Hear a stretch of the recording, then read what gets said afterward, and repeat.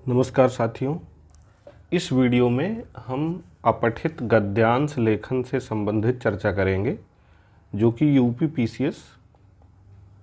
PCS मुख्य परीक्षा और आरओ मुख्य परीक्षा दोनों में ये टॉपिक पूछा जाता है।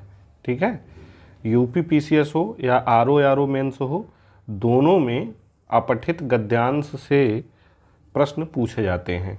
अपठित गद्यांश क्या होता है? अपठित गद्यांश एक गद्य खंड होता है जो हमको दिया जाता है, जिसको हमने पहले से पढ़ा नहीं होता है। ठीक है, पहले से हमने उसको पढ़ा नहीं होता है।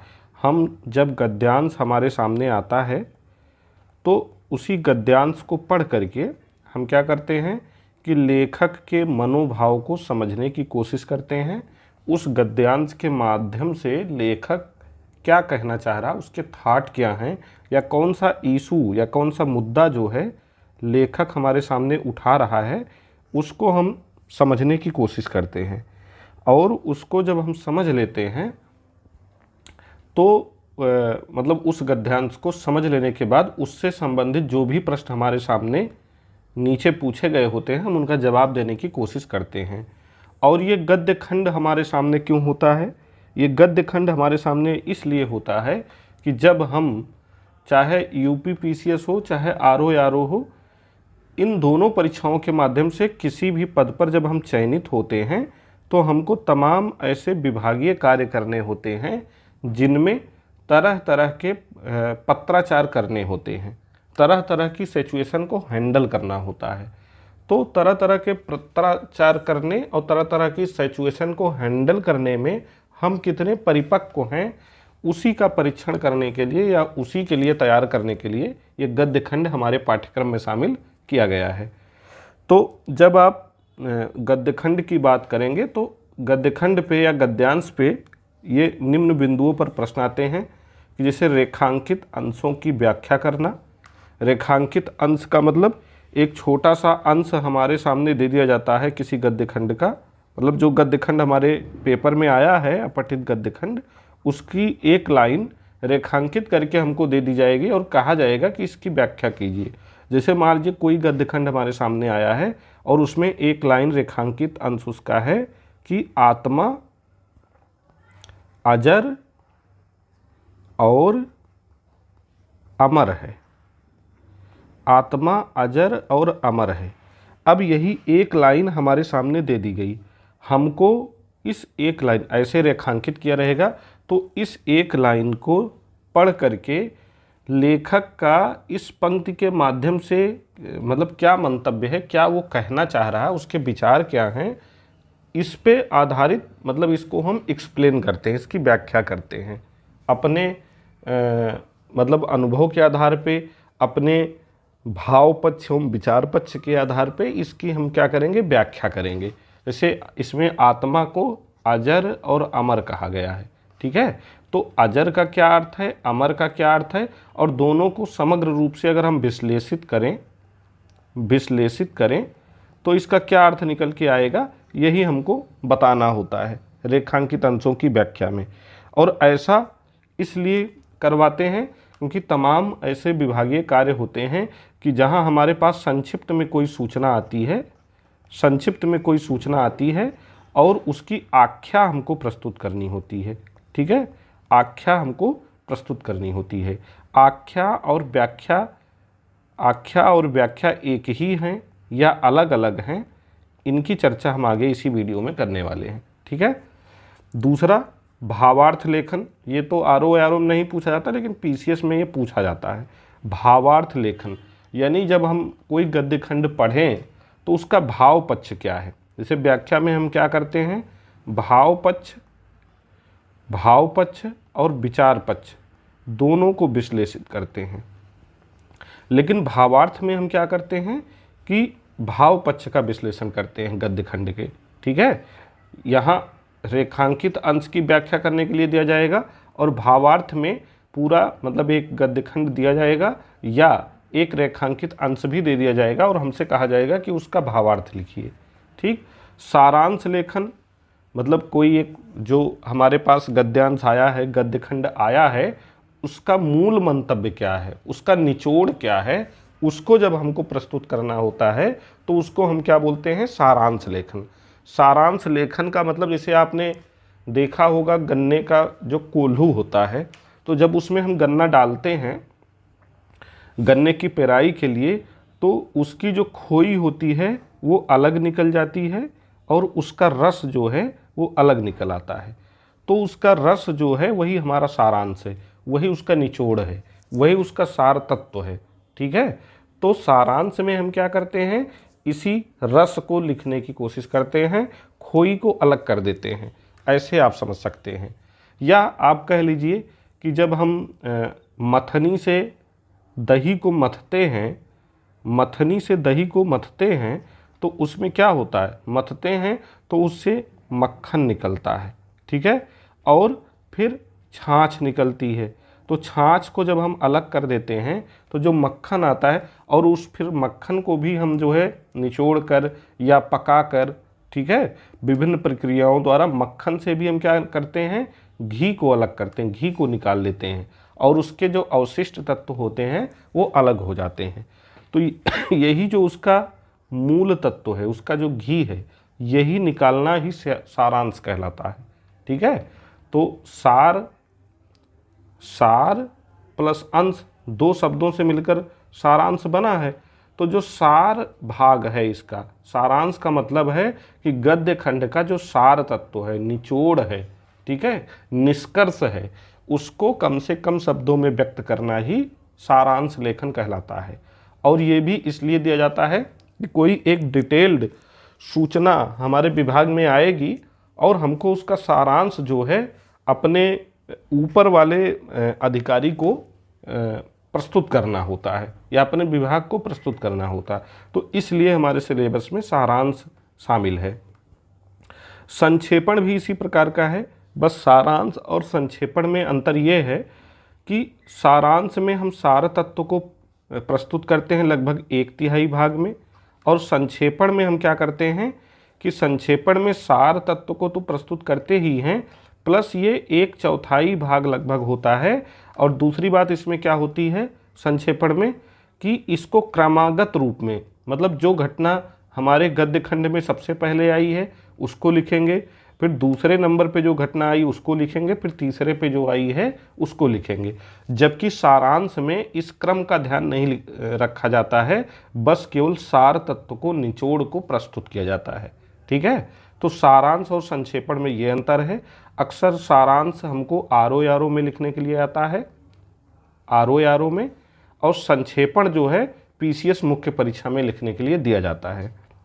शीर्षक चयन, जो गद्य खंड दिया रहता है उसको पढ़ के, उसके मंतव्य को समझ करके, उसका जो मूल भाव होता है, मूल तत्व होता है, उसी के आधार पे उसका एक उचित शीर्षक चयनित करके हमको लिखना होता है।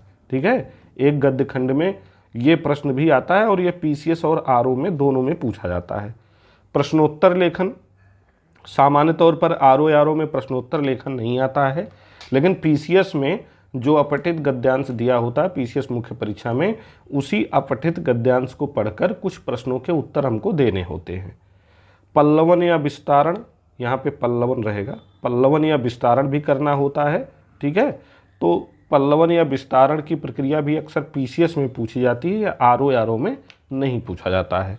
ये टॉपिक भी हम एक्सप्लेन करेंगे लेकिन आगे, ताकि वीडियो बहुत लंबा ना हो। उद्देश्य इसका हमने बता ही दिया कि अभ्यर्थियों की बुनियादी समझ, यहाँ समझ रहेगा, अभ्यर्थियों की बुनियादी समझ तथा उनके निम्न मौलिक गुणों की परख के लिए हमसे अपठित गद्यांश का उत्तर मांगा जाता है।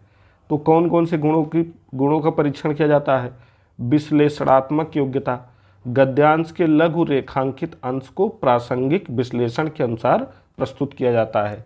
ठीक है, जैसे रेखांकित अंश की जब व्याख्या करवाते हैं हमसे, तो हमारी विश्लेषण क्षमता की जांच की जाती है, परख की जाती है। अब विश्लेषण कई प्रकार से होता है। ठीक है, एक होता है कि चीज़ों को अलग अलग विश्लेषित कर देना, एक होता है कि चीज़ों को अलग अलग विश्लेषित ही नहीं करना बल्कि विभिन्न उदाहरणों के द्वारा उसको पुष्ट करना, भाव पक्ष और विचार पक्ष को पुष्ट करना, तो वो व्याख्या है। ठीक है, तो अभ्यर्थियों की विश्लेषण योग्यता की परख के लिए अपठित गद्यांश हमको दिया जाता है, उसमें रेखांकित अंश का प्रासंगिक विश्लेषण हमको करना होता है। ठीक है, विश्लेषण का मतलब ही होता है कि चीज़ों को अलग अलग कर देना। कोई मशीन हमको दे दी गई है, कोई मशीन हमको दे दी गई है और वो मशीन किन किन पुर्जों से बनी है और प्रत्येक पुर्जे का क्या क्या काम है, उसको क्रमागत ढंग से बता देना, खोल के रख देना, समझा देना सामने वाले को, यही विश्लेषण है। और इसको जब क्रमागत ढंग से विधिवत जो है उसके भाव पक्ष और विचार पक्ष को पुष्ट करते हुए हम एक्सप्लेन करें, बता दें, तो वही क्या है, व्याख्या है। ठीक है, वही हमारी व्याख्या है। दूसरा, तर्क शक्ति। कई बार जैसे शीर्षक भी दो प्रकार का होता है गद्य खंड में, या व्याख्या भी दो प्रकार की होती। एक होता है मूर्त रूप और एक होता है अमूर्त रूप। कई बार हम जब गद्य खंड को पढ़ते हैं तो उसमें मूर्त रूप में या प्रत्यक्ष रूप में शीर्षक का पता नहीं चलता है, तो वहाँ हम अपने तार्किक शक्ति के द्वारा मतलब तार्किक ज्ञान का प्रयोग करते हुए उस गद्य खंड का उचित शीर्षक लिखते हैं। तो इससे क्या होता है, गद्य खंड से हमारी तर्क शक्ति का परीक्षण भी एग्जामिनर हमसे करता है। ठीक है, अवबोध क्षमता। लेखक की मन स्थिति, उसके भाव पक्ष एवं विचार पक्ष में साम्य स्थापित करना। ठीक है, हमारी अवबोध क्षमता की जांच की जाती है। ठीक है, लेखक की गद्य खंड के माध्यम से मन स्थिति क्या है, उसका भाव पक्ष क्या है, उसका विचार पक्ष क्या है, इसके बीच में साम्य स्थापित करने के लिए एग्जामिनर क्या करता है, हमारी अवबोध क्षमता की जांच करता है।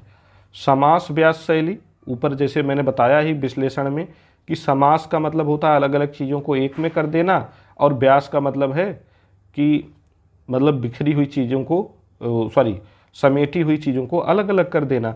तो विस्तार अथवा लघुरूपण करना, किसी भी घटना का, किसी भी लेख का विस्तार अथवा लघुरूपण करने की हमारी क्षमता का परीक्षण भी गद्य खंड के माध्यम से जो है लेखक करना चाहता है, एग्जामिनर करना चाहता है। समस्या समाधान, किसी गद्य खंड को या किसी घटना को पढ़ करके हम एक उचित निर्धारित समाधान पे पहुंच पाएँ, इसका परीक्षण भी इस गद्य खंड से हमारा मतलब लेखक वो एग्जामिनर करना चाहता है। केंद्रीय विषय की पहचान करना, सारांश, भावार्थ और प्रश्नोत्तर के माध्यम से।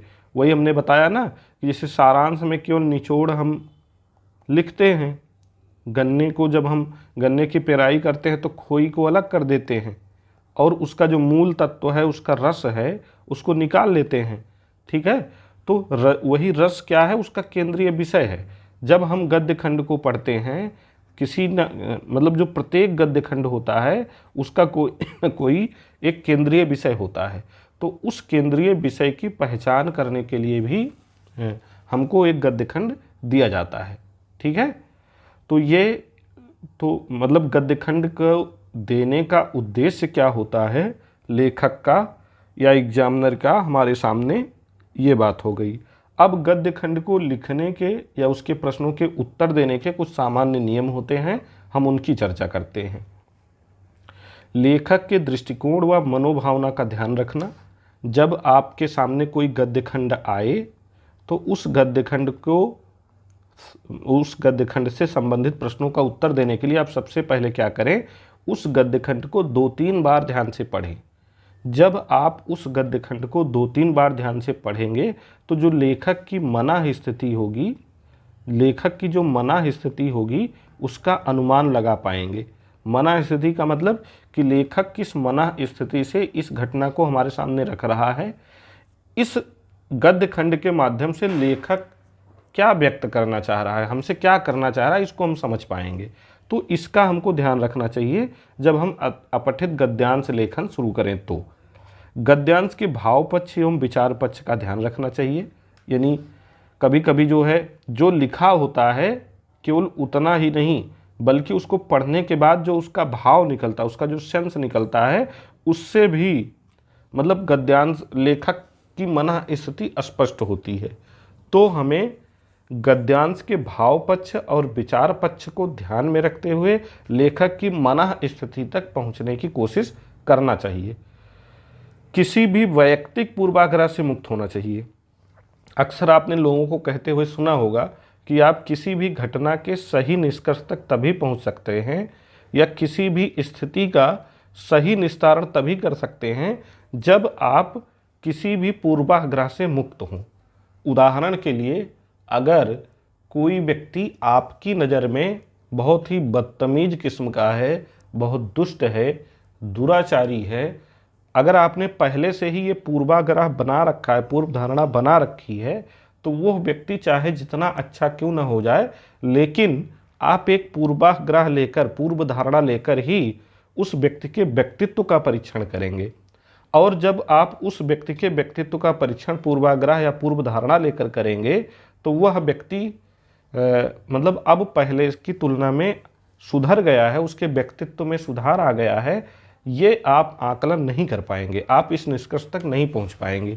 वैसे ही जब आप कोई अपठित गद्यांश पढ़ें तो किसी भी पूर्वाग्रह से मुक्त होकर जो उस अपठित गद्यांश में लिखा गया है उसी के आधार पर प्रश्नों के उत्तर देने की कोशिश करें, तभी आप सटीक उत्तर पर पहुंच पाएंगे। ठीक है, तो आपको इसका ध्यान रखना चाहिए। गद्यांश के मूल शब्दों की नकल से बचना चाहिए, पर्याय शब्दों का प्रयोग करना चाहिए। जब आप किसी भी गद्यांश को एक्सप्लेन कर रहे हों तो उसके जो मूल शब्द हैं जो गद्य खंड में लिखे गए हैं हूबहू वही ना लिखिए आप। ठीक है, उसके अलावा जब आप एक्सप्लेन करें या प्रश्नों के उत्तर दें तो उससे रिलेटेड पर्याय शब्दों का प्रयोग करें।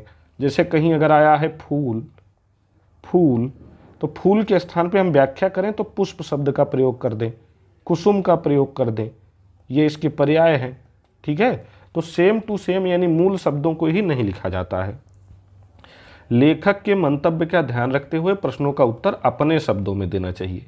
अपने शब्दों में देने का मतलब ये हुआ कि लेखक कोई बात कह रहा है तो लेखक क्या है, हमारे लिए थर्ड पर्सन हो गया ना, उत्तम पुरुष हो गया ना, तो मतलब हमारे लिए अन्य पुरुष हो गया ना, थर्ड पर्सन का मतलब अन्य पुरुष।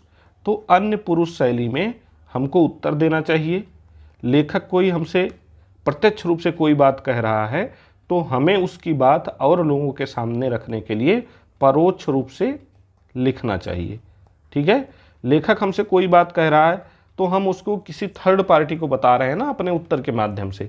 तो जब हम अपने किसी थर्ड पार्टी को बता रहे हैं तो उसको थर्ड पर्सन शैली में परोक्ष रूप से ही उत्तर देना चाहिए। जैसे आपने अंग्रेजी में पढ़ा होगा कि डायरेक्ट नरेशन आता है, डायरेक्ट नरेशन और इनडायरेक्ट नरेशन। तो आप कह लीजिए कि इनडायरेक्ट नरेशन में ही आपको जो है किसी गद्यांश के प्रश्नों का उत्तर देने की कोशिश करनी चाहिए। तो ये तो हो गया किसी गद्य खंड का जो सामान्य नियम है, गद्य खंड क्या है, गद्य खंड को परीक्षा में शामिल करने का लेखक मतलब एग्जामिनर का क्या उद्देश्य है। ठीक है, इसकी बात हो गई। अब गद्य खंड का ही जो एक महत्वपूर्ण भाग आता है व्याख्या करना, गद्य खंड के रेखांकित अंश की व्याख्या करना होता है, उसको हम इस वीडियो से समझने की कोशिश करेंगे। ठीक है, तो रेखांकित अंश का विश्लेषण तार्किक ढंग से प्रस्तुत करना, अंतर्निहित भावों व विचारों को स्पष्ट करना ही क्या होता है, व्याख्या लेखन होता है। व्याख्या लेखन का मतलब है कि जो रेखांकित अंश हैं उनका हम तार्किक ढंग से विश्लेषण करें और उसके भाव और विचार पक्षों को स्पष्ट कर दें। यही व्याख्या का मतलब ही होता है। अगर हम व्याख्या का विच्छेद करें तो ये दो शब्दों से मिलकर बना है। वी एक प्रकार का ये उपसर्ग है, जैसे जय में वी उपसर्ग लग जाता है तो ये विजय बन जाता है, शेष में वी उपसर्ग लग जाता है तो विशेष बन जाता है, आकुल में जो है वी उपसर्ग लग जाता है तो व्याकुल बन जाता है। वैसे ही व्याख्या भी दो शब्दों से मिलकर बना है, वी प्लस आख्या। तो आख्या ही मूल शब्द है, उसमें वी उपसर्ग लगा करके इसको और ही परिष्कृत किया गया है और ही अच्छा बनाया गया। किसी भी चीज़ को, किसी भी मतलब शब्द को जब उपसर्ग के माध्यम से व्यवस्थित ढंग से प्रस्तुत किया जाए तो पढ़ने में, सुनने में मतलब साहित्यिक दृष्टिकोण से अच्छा लगता है, उत्तम होता है। इसीलिए इसमें वी उपसर्ग जुड़ा हुआ है, ठीक है, वी उपसर्ग जुड़ा हुआ है।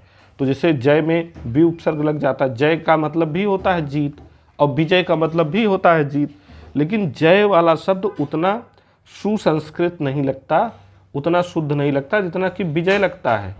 तो वैसे ही आख्या शब्द उतना सुसंस्कृत पूर्ण नहीं लग रहा है जितना कि व्याख्या शब्द लग रहा है। दोनों में यही अंतर होता है। और आख्या का मतलब क्या होता है? विवरण, वृत्तांत, विश्लेषण या स्पष्ट करना। किसी भी घटना का विवरण देना, उसका वृत्तांत बताना, उसका एनालिसिस करना, विश्लेषण करना या स्पष्ट करना ही क्या कहलाता है? व्याख्या करना कहलाता है। ठीक है। तो व्याख्या के भी कुछ सामान्य नियम हैं। व्याख्या सदैव क्रमागत ढंग से ही करें, यानी कि ऊपर जो घटना आई है सबसे पहले उसकी चर्चा करें, फिर उसके बाद जो घटना आई, फिर उसके बाद ऐसे क्रमागत ढंग से ही मतलब जो है व्याख्या करनी चाहिए। नीचे का ऊपर या ऊपर का नीचे अगर आप लिख देंगे तो व्याख्या सही अर्थ पे या सही निष्कर्ष पे नहीं पहुंच पाएगी, बात को पूरी तरह व्यवस्थित ढंग से नहीं समझा पाएगी अगर उसका क्रम इधर उधर हो जाएगा। तो गद्यांश को ध्यानपूर्वक पढ़िए। पहले गद्यांश को 2-3 बार अच्छे से पढ़ना चाहिए, समझना चाहिए कि इसके माध्यम से लेखक कहना क्या चाह रहा है हमसे। जब ये स्पष्ट हो जाए, हमको समझ में आ जाए, तभी उसके प्रश्नों का उत्तर देना हमको शुरू करना चाहिए। केवल रेखांकित अंश की ही व्याख्या करें। जैसे व्याख्या में हमको जैसे आरो में लगभग 3 रेखांकित अंश दिए जाते हैं और एक पूरा गद्यखंड दिया होता है, तो व्याख्या करते समय हमको केवल रेखांकित अंश को ही एक्सप्लेन करना होता है, ना कि पूरे गद्यखंड को। कई बार क्या होता है कि लोग पूरे गद्यखंड की ही नकल करने लगते हैं व्याख्या में, तो ऐसा नहीं करना चाहिए। जो रेखांकित अंश है उसी को विश्लेषित करना चाहिए, उसी का विश्लेषण हमको करना चाहिए। ठीक है। प्रत्यक्ष कथन को परोक्ष कथन में लिखें। ऊपर हमने बताया ही कि लेखक हमसे कोई बात कह रहा है तो हम और लोगों के सामने, अपने एग्जामिनर के सामने उसकी बात रख रहे हैं, तो उसको इनडायरेक्ट नरेशन में हमको रखना चाहिए। मूल शब्दों के स्थान पर पर्याय शब्दों का प्रयोग करना चाहिए, ये भी ऊपर बताया गया। व्याख्या को स्पष्ट करने के लिए कुछ तर्क और उदाहरण भी जोड़े जा सकते हैं। देखिए, सारांश में अलग से हम कोई तर्क या उदाहरण नहीं जोड़ सकते, बल्कि जो गद्यखंड हमको दिया गया है उसके 1/3 में निचोड़ रूप में ही जो है लेखक के मंतव्य को हम प्रस्तुत कर सकते हैं। लेकिन व्याख्या में ये आज़ादी है कि अगर एक लाइन का कोई रेखांकित अंश हमारे सामने दिया गया है तो उसको स्पष्ट करने के लिए हम कुछ उदाहरणों और तर्कों का प्रयोग कर सकते हैं। ठीक है। एक्सप्लेन करते समय हम कुछ उदाहरणों और तर्कों के माध्यम से लेखक के मंतव्य को अपने परीक्षक के सामने रख सकते हैं, इसमें कोई समस्या नहीं है। ठीक है। व्याख्या के अंत में संभव हो तो शब्दार्थ अथवा टिप्पणी लिख देना चाहिए। जब व्याख्या कर लें तो जैसे जो रेखांकित अंश आया होता है तो उसमें कुछ शब्द होते हैं, उन शब्दों का अगर आपको अर्थ मालूम है तो नीचे शब्द इधर लिखिए और इधर अर्थ लिखिए। तो यहाँ शब्द लिख दीजिए। जैसे मान लीजिए अजर लिखा गया था, अजर, अजर। अब अजर का यहाँ क्या अर्थ है? अजर का मतलब जो जिसका जरण ना हो, क्षरण ना हो। तो यहाँ आप लिख सकते हैं कि जिसका क्षरण ना हो, जिसका क्षरण ना हो। तो ऐसे जब आप लिख देंगे तो एग्जामिनर को लगता है कि आपको विषय की अच्छी समझ है। आप अपठित गद्यांश, जो आपके सामने गद्यखंड है, जो आपके सामने रेखांकित अंश है, उसको आप बेहतर ढंग से समझ पा रहे हैं। ठीक है। या गद्यांश में जो मूल भाव व्यक्त किया गया हो, मूल भाव व्यक्त किया गया हो, या जो विचार पक्ष व्यक्त किया गया हो, तो उस मूल भाव या विचार पक्ष से संबंधित अगर आप कोई टिप्पणी लिख देंगे, किसी विचारक के विचार लिख देंगे उससे मिलता जुलता हुआ, तो इससे जो है आपके विषय की समझ का पता चलता है और एग्जामिनर आपसे प्रभावित होता है। ठीक है। आपको अच्छे अंक देता है। व्याख्या का प्रारूप क्या होता है?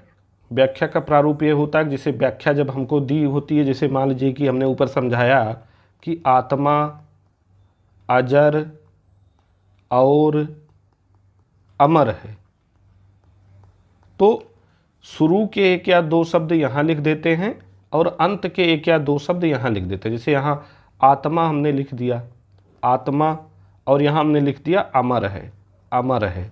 ठीक है। और बीच में ऐसे डॉट डॉट डॉट डॉट लगा देते हैं।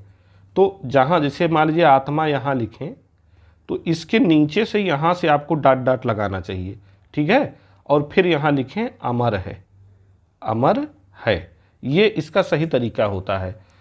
हिंदी के पेपर में विशेष करके आरओ या आरओ में शुद्ध हिंदी सही वर्तनी का प्रयोग करना अत्यंत महत्वपूर्ण है, क्योंकि ये इसी की परीक्षा है। अगर आप वर्तनी का ध्यान नहीं रखेंगे, कौन सा बिंदु कहाँ लगाना है, कौन सा कामा कहाँ लगाना है, तो उससे भी आपके अंक कटते हैं परीक्षा में। तो इसका विशेष ध्यान रखिए। तो यहाँ पे जो है सांकेतिक शब्दों को लिखने के बाद यहाँ आप सासंदर्भ व्याख्या करना शुरू करेंगे। 2, 3, 4 लाइन जितने में भी आएगी आप व्याख्या करेंगे। व्याख्या के बाद जब आप टिप्पणी लिखें तो इस कामा का विशेष ध्यान रखा कीजिए। इन्वर्टेड कामा इसको बोलते हैं। तो जो यहाँ लगता है वो ऐसे लगता है, और जो यहाँ लगता है लास्ट में वो ऐसे लगता है। इस चीज़ का विशेष ध्यान रखिएगा कि शुरू वाला ऐसे होगा, लास्ट वाला ऐसे होगा, ठीक है। इसका विशेष ध्यान रखिएगा, इससे भी आपके नंबर कट सकते हैं परीक्षा में।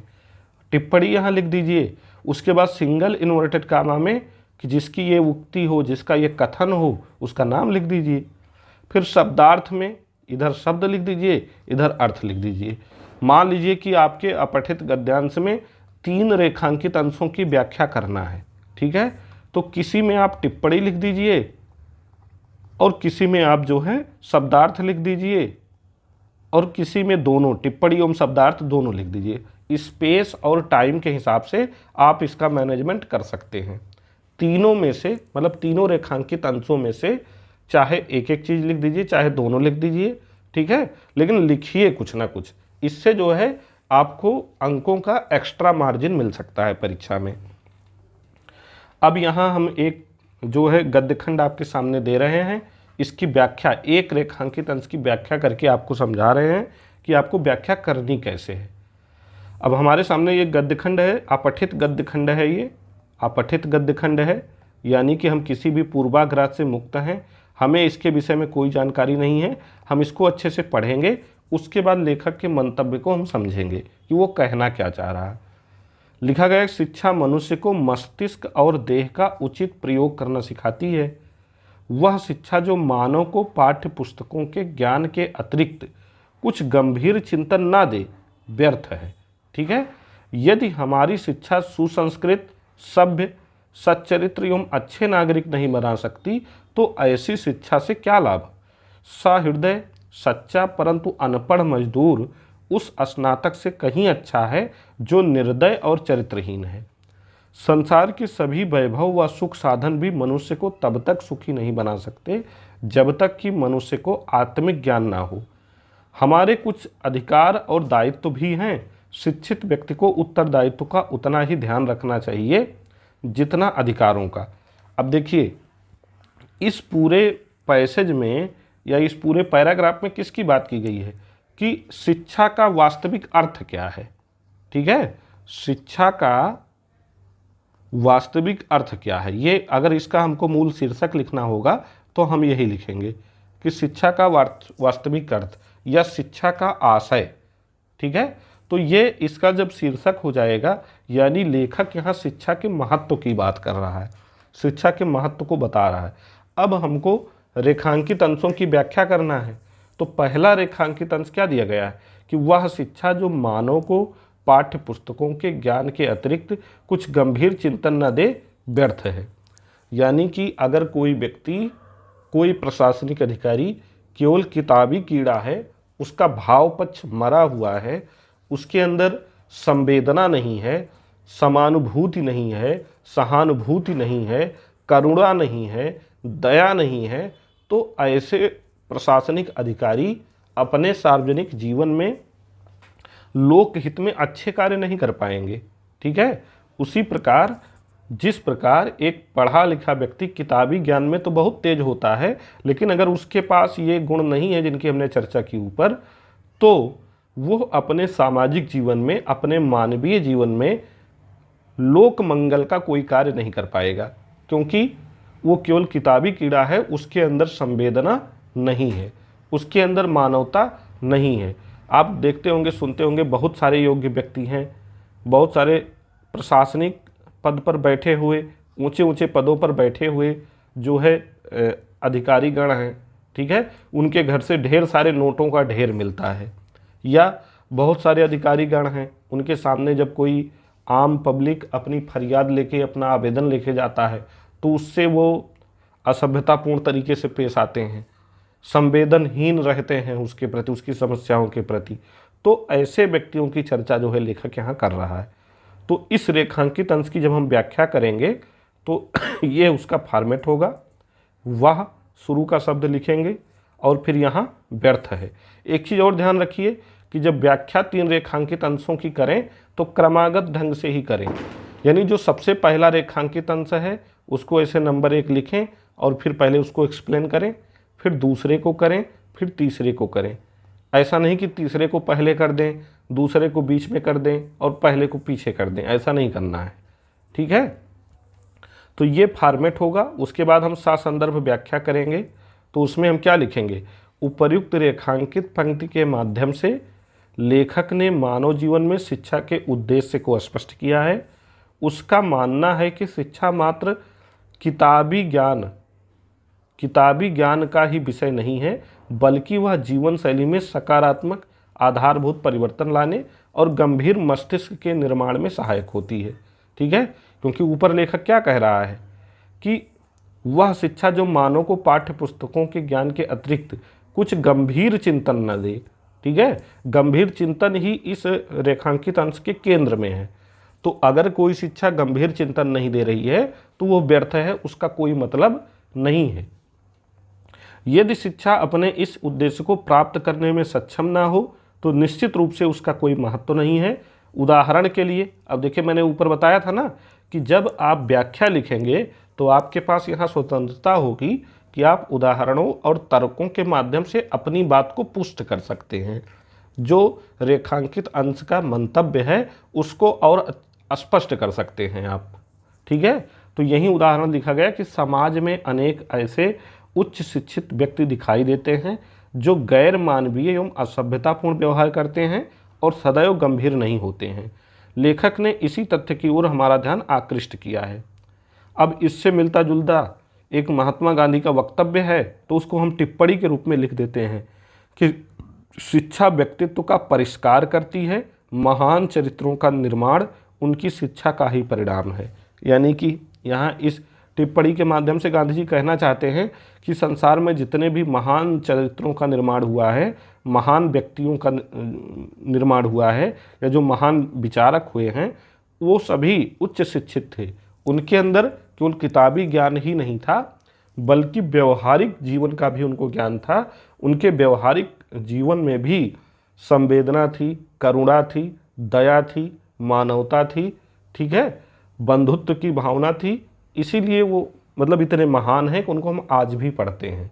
तो ये जो है इस गद्यखंड से संबंधित एक टिप्पणी है, इस रेखांकित अंश से रिलेटेड एक टिप्पणी है। इसको आप लिखेंगे तो लेखक आपसे परीक्षक आपसे प्रभावित हो सकता है। वो आपको जहाँ पता चलेगा कि ये 4 अंक का है तो अगर वो आपको 2 अंक देने वाला था तो वो 3 अंक दे देगा, ठीक है। तो इसका ध्यान रखना चाहिए। अब यहाँ पे हमने क्या किया, शब्दार्थ नहीं लिखा, शब्द अर्थ नहीं लिखा।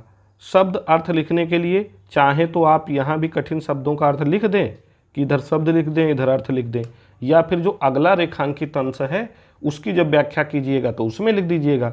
तो अगला रेखांकित अंश हमारा क्या है गद्य खंड में हमारे, देखिए अगला रेखांकित अंश हमारा क्या है कि सहृदय सच्चा परंतु अनपढ़ मजदूर उस स्नातक से कहीं अच्छा है जो निर्दय और चरित्रहीन है। यानी कि यहाँ हम लिखेंगे उपर्युक्त रेखांकित अंश में